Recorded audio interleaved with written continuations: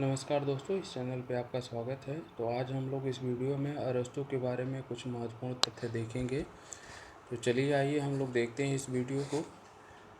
यदि आप लोग इस चैनल पे नए हैं तो कृपया आप लोग इस चैनल को सब्सक्राइब कर लें, और वीडियो पसंद आ रही है तो आप लोग अधिक से अधिक दोस्तों को शेयर करें और लाइक करें और सब्सक्राइब भी कर लें। तो चलिए देखते हैं हम लोग अरस्तू का जो न्याय कहता है। तो अरस्तू का न्याय सिद्धांत ये दो प्रकार के हैं, सामान्य न्याय और विशिष्ट न्याय। सामान्य न्याय में पड़ोसियों के साथ नैतिक व्यवहार, और विशिष्ट न्याय में समाज के अन्य व्यक्तियों के साथ समानता का व्यवहार। अब इसमें विशिष्ट न्याय में भी दो प्रकार के न्याय की बात करता है। जैसे इसमें है वितरणात्मक न्याय और सुधारात्मक न्याय। ठीक है। तो वितरणात्मक न्याय में योग्यता के अनुसार पुरस्कार की बात करता है, और सुधारात्मक न्याय में व्यक्तियों के पारस्परिक संबंधों का नियम की बात करता है। अरस्तू का जन्म 384 बीसी में स्टेगिरा में हुआ था। अरस्तू के पिता निकोमैकस मैसिडोनिया के राजा फिलिप्स का राजवैद्य था। अरस्तू सिकंदर का गुरु था। अरस्तू ने 335 ईसा पूर्व में एथेंस में लाइसियम नामक विद्यापीठ की स्थापना की थी। अरस्तू ने अतार्नियस के राजा हर्मियास की दत्त पुत्री पिथियास से विवाह किया। अरस्तू ने कहा कि मैं एथेंस वासियों को दर्शन के विरुद्ध दूसरी बार अपराध करने का मौका नहीं दूंगा। दांते कहते हैं अरस्तू के बारे में कि अरस्तू को बुद्धिमानों का गुरु कहा। किसने? दांते ने कहा। और जॉर्ज कैटिलिने ने अरस्तू को विद्या का महानतम सर्वज्ञानी कहा। फोस्टर ने कहा कि मानव इतिहास में अरस्तू की बौद्धिक उच्चता के समान कोई दूसरा नहीं है। अरस्तू ने सर्वप्रथम राजनीति विज्ञान के अध्ययन के लिए आगमन पद्धति का प्रयोग किया। अरस्तू ने राजनीतिक और सामाजिक संस्थाओं के विकास की व्याख्या की। व्याख्या के लिए सौदेश्यमूलक पद्धति को अपनाया। अरस्तू ने न्याय का सिद्धांत अपने ग्रंथ हिस्टोरिक में प्रस्तुत किया। अरस्तू के अनुसार न्याय सद्गुण का व्यवहारिक प्रयोग है। अरस्तू के न्याय में सामाजिक नैतिकता तथा कानूनी दायित्वों का समावेश है। अरस्तू सद्गुण और न्याय दोनों को पर्यायवाची समझता है, और अरस्तू न्याय और नैतिक में अंतर नहीं करता, बल्कि न्याय को नैतिकता से श्रेष्ठ मानता है। अरस्तू न्याय को दो भागों में विभाजित करता है, सामान्य न्याय और विशिष्ट न्याय। और सामान्य न्याय का तात्पर्य संपूर्ण श्रेष्ठता से है, अर्थात पड़ोसियों के साथ नैतिक व्यवहार। और इसमें न्याय की भी बात करता है तो वितरणात्मक न्याय और सुधारात्मक न्याय। विशिष्ट न्याय का तात्पर्य श्रेष्ठता से विशिष्ट पक्ष से है, अर्थात व्यक्ति अन्य व्यक्तियों के साथ समानता का व्यवहार करता है। अरस्तू विशिष्ट न्याय को दो भागों में विभाजित करता है, विवरणात्मक न्याय और सुधारात्मक न्याय। जो वितरणात्मक न्याय का तात्पर्य प्रत्येक व्यक्ति को उसकी योग्यता के अनुपात में लाभों एवं पुरस्कारों को प्रदान किया जाना है। जो सुधारात्मक न्याय का तात्पर्य व्यक्तियों के पारस्परिक लेन देन के संबंधों का नियमन है, और अरस्तू के अनुसार राज्य परिवारों और ग्रामों का संघ है, जिसका उद्देश्य आत्मनिर्भर जीवन है। अरस्तू के अनुसार राज्य का जन्म मनुष्य की भौतिक आवश्यकताओं की पूर्ति के लिए हुआ। वह इसलिए विद्यमान है कि उसका जीवन नैतिक रूप में उच्च हो सके। अरस्तु के अनुसार जिस मनुष्य को राज्य की आवश्यकता नहीं है वह या तो देवता है या तो दानव है, और राज्य प्राकृतिक संस्था है। अरस्तु के अनुसार मनुष्य स्वभाव से एक सामाजिक व राजनीतिक प्राणी है। अरस्तु राज्य को व्यक्ति से पहले मानता है। ये इम्पोर्टेंट है, थोड़ा आप लोग इसको देख लीजिएगा। जो ये इसका कथन है, अरस्तु राज्य को व्यक्ति से पहले मानता है। और फोस्टर के अनुसार अरस्तु का राज्य घोंसले की तरह है, पिंजड़े की तरह नहीं। अरस्तु के अनुसार जो अपनी प्रकृति के कारण स्वयं का नहीं है बल्कि दूसरे का है वह दास है। अरस्तु के अनुसार दासता प्राकृतिक संस्था है। दासता स्वामी दास दोनों के लिए हितकारी है। अरस्तु के अनुसार शरीर से अलग होने पर भी दास स्वामी के शरीर का अंग है। अरस्तु कहता है कि अरस्तु के अनुसार शरीर से अलग होने पर भी दास स्वामी का शरीर का अंग है। अरस्तु ने दासता को दो रूप बताए हैं, स्वाभाविक जो प्राकृतिक है, स्वाभाविक दासता, और वैधानिक दासता। अरस्तु के अनुसार दासता केवल प्राकृतिक आधार पर निर्धारित होनी चाहिए, वैधानिक आधार पर नहीं। मैक्सी के अनुसार दासता का समर्थन करने वाली अरस्तु की पुस्तक का अध्ययन को वर्जित कर देना चाहिए। मैक्सी कहते हैं कि जो दासता का समर्थन करने वाली अरस्तु की पुस्तक के अध्ययन को वर्जित कर देना चाहिए। और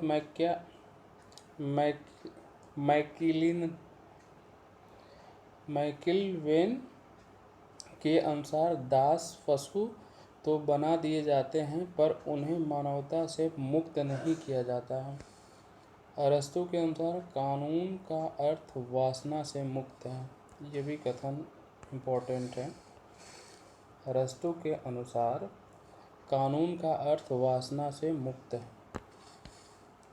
अरस्तु के अनुसार जब मनुष्य को पूर्ण बनाया जाता है तो वह पशुओं से श्रेष्ठ पशु है, लेकिन जब उसे कानून और न्याय से पृथक कर दिया जाए तो वह सबसे निकृष्ट हो जाता है। अरस्तु के अनुसार नागरिक वह है जो अस्थायी रूप से न्याय के प्रशासन में तथा राजकीय पदों को ग्रहण करने में भाग लेता है। अरस्तु के अनुसार शिक्षा का उद्देश्य व्यक्ति की भावनाओं का प्रशिक्षण जिसमें विवेक का उत्थान हो सके। बार्कर के अनुसार अरस्तु संगीत की शिक्षा को महत्व देते हैं, अपने गुरु प्लेटो से 4 कदम आगे हैं। ये भी महत्वपूर्ण है, एग्जाम में हो सकता है ये पूछ लिया जाए कि बार्कर के अनुसार अरस्तु संगीत की शिक्षा को महत्व देते हैं, अपने गुरु प्लेटो से वो 4 कदम आगे थे। अरस्तु के अनुसार संपत्ति उन साधनों का समूह है जिसका उपयोग परिवार या राज्य द्वारा होता है।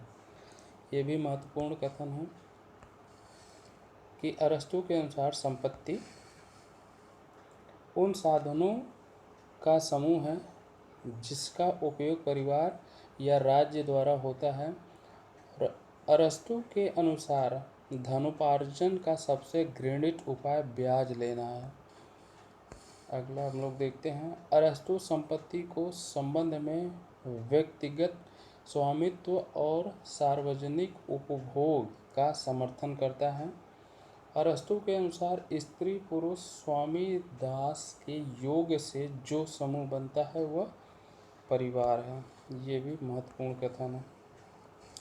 अरस्तु के अनुसार स्त्री पुरुष स्वामी दास का योग से जो समूह बनता है वो परिवार है। अरस्तु संविधान में हर छोटे बड़े परिवर्तन को क्रांति मानता है। ये भी इम्पोर्टेंट इसका कथन है कि अरस्तु संविधान में हर छोटे बड़े परिवर्तन को क्रांति मानता है। अरस्तु असमानता को क्रांति का मूल कारण मानता है। अरस्तु के अनुसार समानता 2 प्रकार की है, देखिए इसको ध्यान दीजिएगा आप लोग, शायद एग्जाम में पूछ ले कि अरस्तू के अनुसार समानता दो प्रकार की है, तो कौन कौन सी? संख्यात्मक है और अनुपातिक है।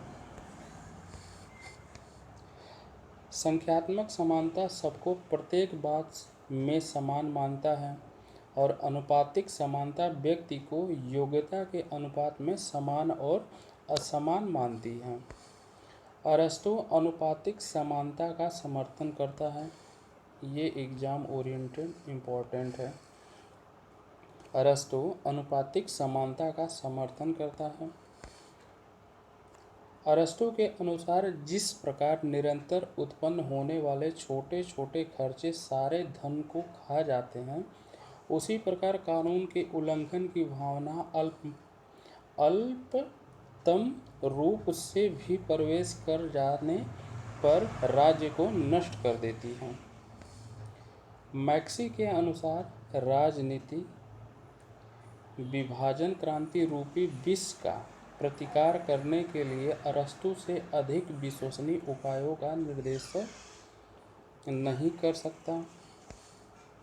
अरस्तू के अनुसार छोटे व्यक्ति बराबर होने के लिए विद्रोह बना करते हैं और बराबर स्थिति वाले बड़े बनने के लिए अरस्तू के अनुसार संविधान राज्य के शासकीय पद की व्यवस्था है। ये भी महत्वपूर्ण कथन है कि अरस्तू के अनुसार संविधान राज्य के शासकीय पदों की व्यवस्था है। और अगला है, अरस्तू संविधान और सरकार को पर्यवाची मानता है। ये भी देख लीजिएगा, थोड़ा इसको ध्यान दीजिएगा आप लोग। अरस्तू संविधान और सरकार को पर्यवाची मानता है। अरस्तू श्रेष्ठ संविधान उसे मानता है जो मध्यम वर्ग द्वारा प्रशासित हो। इसे उसने पॉलिटी कहा, यानी कि व्यवहारिक दृष्टि से। अरस्तू के अनुसार सुखमय जीवन समस्त बाधाओं से मुक्त जीवन है। अरस्तू सैद्धांतिक दृष्टि से राजतंत्र का श्रेष्ठ मानता है, लेकिन व्यवहारिक दृष्टि से यह पॉलिटी को श्रेष्ठ मानता है। अरस्तू मध्यम मार्ग का अनुसरण करता है, इसे उसे गोल्डन मैन कहा है। ये इम्पोर्टेंट है, इसको ध्यान दीजिएगा आप लोग कि अरस्तू मध्यम मार्ग का अनुसरण करता है, इसे उसने गोल्डन मैन कहा है। अरस्तू तीन प्रकार के शुभों की बात करता है, ब्रह्म शुभ, शारीरिक शुभ और आत्मा का शुभ। अरस्तू आत्मा के शुभ को श्रेष्ठ मानता है। इसको ध्यान दीजिएगा आप लोग, किसको श्रेष्ठ मानता है? तो आत्मा के शुभ को ये श्रेष्ठ मानता है। अरस्तू के अनुसार राज्य और व्यक्ति दोनों के लिए जीवन का श्रेष्ठ मार्ग शुभतापूर्ण जीवन है।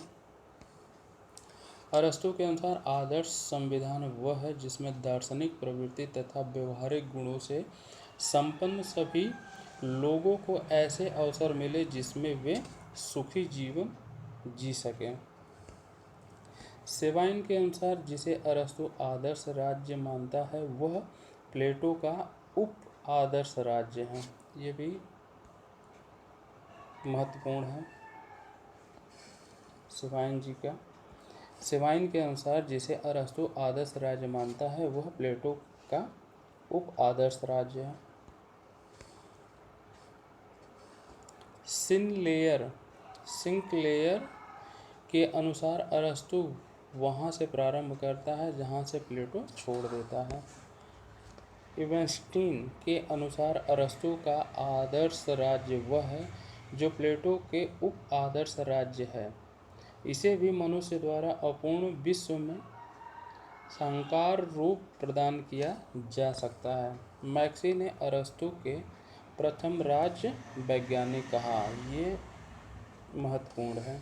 मैक्सी ने अरस्तू को प्रथम राज्य वैज्ञानिक कहा। इसको ध्यान दीजिएगा आप लोग। अब देखिए अरस्तू और प्लेटो की एक तुलना, ये यहाँ से बहुत महत्वपूर्ण है, इसको आप लोग ध्यान दीजिएगा। इसमें असमानताएं हम लोग देखेंगे, फिर उसके बाद समानताएं देखेंगे। पहले ये दोनों अलग कैसे कैसे हैं उसको हम लोग देखते हैं।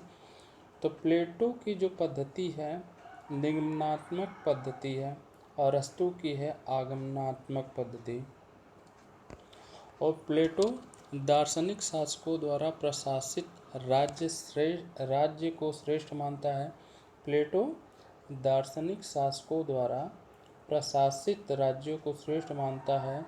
यहीं पे अरस्तु ऐसा विधान चाहता है कि जिसके अनुसार आदर्श राज्य का निर्माण किया जा सके। प्लेटो आदर्शवादी है, इसको ध्यान रखिएगा। बाकी अरस्तु यथार्थवादी है। प्लेटो आदर्शवादी है और अरस्तु यथार्थवादी है। प्लेटो दार्शनिक शासक की निरंकुशता, अरस्तु कानून की संप्रभुता में विश्वास करता है। प्लेटो निरंकुशता में विश्वास करता है, वहीं अरस्तु संप्रभुता में विश्वास करता है। प्लेटो राज्य को व्यक्ति की विस्तृत रूप मानता है। जो प्लेटो क्या कहता है कि राज्य को व्यक्ति का विस्तृत रूप है, वहीं अरस्तु कहता है कि राज्य परिवारों का विस्तृत रूप मानता है। प्लेटो प्रगतिवादी, जो प्लेटो हैं वो प्रगतिवादी हैं और अरस्तु रूढ़िवादी हैं। प्लेटो राजनीतिक शास्त्र और नीति शास्त्र को मिला देता है। प्लेटो क्या करता है, राजनीतिक शास्त्र और नीति शास्त्र को मिला देता है। वहीं पे अरस्तु उनको दोनों को अलग करता है, यानी कि पृथक करता है। प्लेटो व्यक्तिगत संपत्ति और परिवार को बुराई की जड़ मानकर शासकों को वंचित कर देता है, जहाँ पे अरस्तु आवश्यकता मानता है। प्लेटो क्या करता है, व्यक्तिगत संपत्ति और परिवार की बुराई की जड़ को मानकर शासकों से वंचित कर देता है, वहीं पे अरस्तु आवश्यकता मानता है। और प्लेटो स्त्रियों को प्रत्येक कार्य के योग्य मानता है। प्लेटो स्त्रियों को प्रत्येक कार्य के योग्य मानता है, वहीं पे अरस्तु इसको नहीं मानता है। प्लेटो एकतावादी है। प्लेटो एकतावादी है, अरस्तु अनेकतावादी है। अब देखिए असमानताएं देखे थे हम लोग, अब इसकी समानताएं देखते हैं। ये दोनों समान कैसे हैं। दोनों राज्य को प्राकृतिक संस्था मानते हैं। अरस्तु और प्लेटो दोनों क्या करते हैं, राज्य को प्राकृतिक संस्था मानते हैं और दोनों का उद्देश्य श्रेष्ठ जीवन की प्राप्ति है। अरस्तु और प्लेटो दोनों का क्या उद्देश्य है कि श्रेष्ठ जीवन की प्राप्ति है, जो नगर राज्य में ही संभव है। दोनों आदर्श राज्य की स्थापना के लिए राज्य नियंत्रित शिक्षा को आवश्यक मानते हैं और दोनों कानून की संप्रभुता को स्वीकार करते हैं। देखिए ये अच्छी बात है कि दोनों ने कानून की संप्रभुता को स्वीकार करते हैं। प्लेटो लॉज में, अरस्तु पॉलिटिक्स में। इन लोग अपनी अपनी बुक में प्लेटो लॉज में और अरस्तु पॉलिटिक्स में दोनों राज्य के नैतिक स्वरूप में विश्वास करते हैं। अरस्तु और प्लेटो क्या करते हैं, दोनों लोग नैतिक रूप में विश्वास करते हैं। ये दोनों लोकतंत्र के विरोधी हैं। दोनों शासकों के प्रशिक्षण में विश्वास करते हैं और प्लेटो सिराक्यूज के शासक डियोनीसियस द्वितीय तथा अरस्तु सिकंदर के प्रशिक्षण दिया। दोनों के चिंतन का उद्देश्य आदर्श राज्य की खोज है। ठीक है ना, दोनों चिंतन का उद्देश्य आदर्श राज्य की खोज है। आइए कुछ हम लोग महत्वपूर्ण क्वेश्चन देख लेते हैं। देखिए मैक्सी ने किस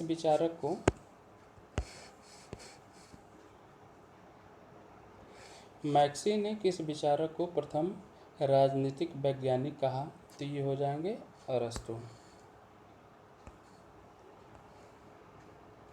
ठीक है, अगला क्वेश्चन हम लोग देखते हैं। मैसिडोनिया के राजा फिलिप ने किसके सिकंदर का शिक्षक नियुक्त किया था, तो ये हो जाएंगे अरस्तु को। अगला क्वेश्चन हम लोग देखते हैं। लिथियम की स्थापना किस विचारक ने की थी, तो अरस्तु ने किया था इसको। लिथियम में अरस्तु ने किसके अध्ययन पर जोर दिया? तो ये थोड़ा सा आप लोग बहुत महत्वपूर्ण है, इसको ध्यान रखिएगा जीव विज्ञान को। और अरस्तु द्वारा अपनाई गई पद्धति, तो ये उद्गमनात्मक पद्धति है।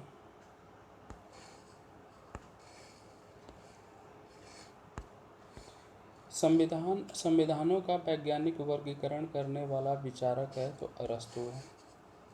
संविधानों का वैज्ञानिक वर्गीकरण करने वाला विचारक है तो अरस्तु हो जाएंगे। समय की दृष्टि से परिवार पहले है परंतु प्राकृतिक की दृष्टि से राज्य पहले है, ये कथन किसका है? तो अरस्तु का है। और ये एग्जाम से महत्वपूर्ण है, एग्जाम के लिए महत्वपूर्ण है। अरस्तु के द्वारा राज्य का कौन सा लक्षण नहीं बतलाया गया है? तो राज्य शोषण का यंत्र है।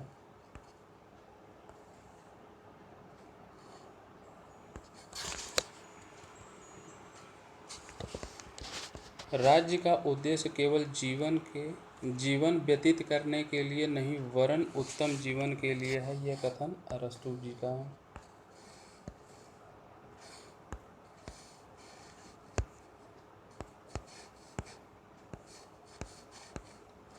कुछ मनुष्य स्वभाव से ही दास होते हैं, यह कथन किसका है? तो ये भी अरस्तु का है। अरस्तु के अनुसार निम्नांकित में से किसने नागरिक नहीं कहा जा सकता है? तो ये ध्यान रखिएगा, ये क्वेश्चन काफ़ी महत्वपूर्ण है। तो ये कारीगर, स्त्री और मजदूर, ये तीनों को क्या करता है? नागरिक नहीं मानता है। अरस्तु के अनुसार राज्य के सामाजिक संगठन का निर्माण कितने तत्वों या वर्गों से होता है? तो इसमें 6 वर्ग हो जाएंगे। अरस्तु के अनुसार क्रांति का अर्थ है, ये भी बहुत महत्वपूर्ण है, तो संविधान में परिवर्तन। अरस्तु के अनुसार क्रांति का मूल कारण क्या है? असमानता की भावना। परिवार को नागरिक की प्रथम पाठशाला बतलाने वाला विचारक है तो अरस्तु हो जाएंगे।